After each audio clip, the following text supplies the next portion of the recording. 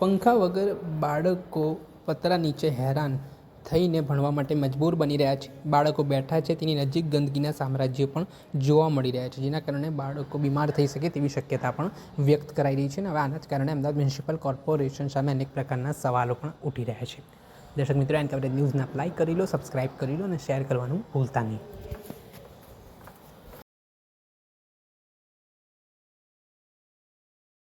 ના મુગરેજા ધર્મેશ છે. પહેલા ધોરણમાં મારી છોકરી ભણે છે અને સિનિયર કેજીમાં બાબો ભણે છે. તો આ 4 દિવસથી અહીંયા છોકરાઓને બેસાડે છે. 15 દિવસની ઉપર થઈ ગયું તો પણ આ વરસાદના વીજળી પડે એની જવાબદારી કોણ લે? એના માટે કહેવા માંગીએ છીએ કે છોકરાઓને સારી સુવિધા અને ક્લાસરૂમમાં બેસાડે. અને ક્લાસો પણ ખાલી છે ઉપર ત્રીજાના માળના પર સાફ સફાઈના 3-4 દિવસથી કહે છે પણ બેસાડતા નથી છોકરાઓને.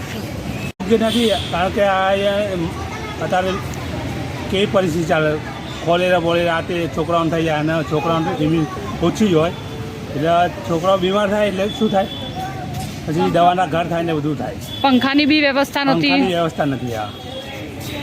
બધા રોગચાળો બી નીકળે. તો શું કહેશો? સ્માર્ટ સ્કૂલની વાત કરે છે, સ્માર્ટ સ્કૂલની વાત કરે છે પણ એ લોકો રિન્યુએશનમાં કાઢી છે, તો હવે આ લોકો રૂમમાં આપવું જોઈએ એમને.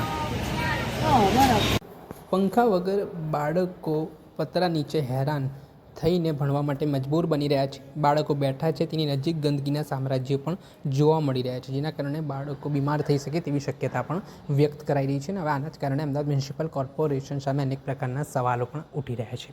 દર્શક મિત્રો, એન કવરેજ ન્યૂઝને લાઈક કરી લો, સબસ્ક્રાઇબ કરી લો અને શેર કરવાનું ભૂલતા નહીં.